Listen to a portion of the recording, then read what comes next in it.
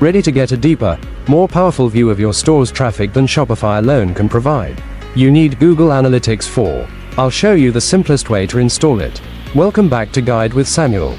GA4 gives you incredible insights into user behavior, like scroll depth and video engagement. First, you need a GA4 property. Go to analytics.google.com and create one for your store.